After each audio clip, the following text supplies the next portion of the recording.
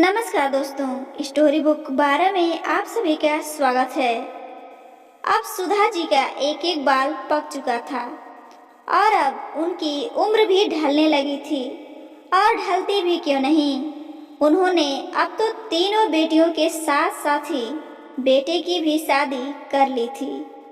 बात उस दिन की है जब उनकी बहू मायके से ही आई थी और साथ में प्लाजो कुर्ती का एक सेट भी लाई थी जो उनकी दुबली पतली बहू के लिए ढीला था।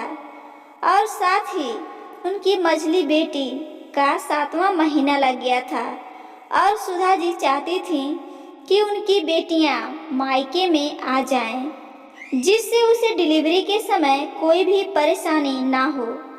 माँ की जिद को सर आंखों पर रखकर और भाभी के साथ कुछ वक्त बिताने के लिए रविता अपने मायके आ गई। आज रविता का 8वां महीना लग गया था।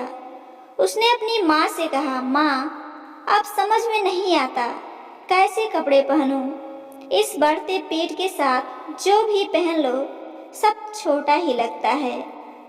सुधा जी अपनी बहू से बोली, बहू जो तुम अपने मायके से प्लाजो कुर्ती लाई थी उसमें सिलाई लगा ली क्या?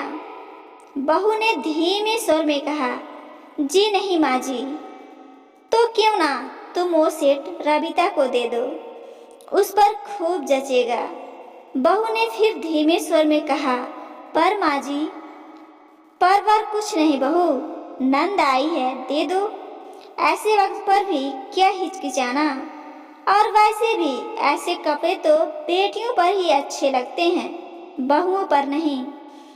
सुधा जी की ये बात उनकी बहू को ऐसे चुभे कि उसका सीना छलनी छलनी हो गया और उसने अपने प्लाजो व सूट अपनी ननद रविता को दे दिया। समय बीतता गया और वो दिन आया जिस दिन रविता को प्रसव पीड़ा शुरू हो गई और उसने एक सुंदर बच्ची को जन्म दिया। इसी के साथ रविता के ससुराल जाने का दिन आ गया और रविता खुशी खुशी अपने ससुराल चली गई।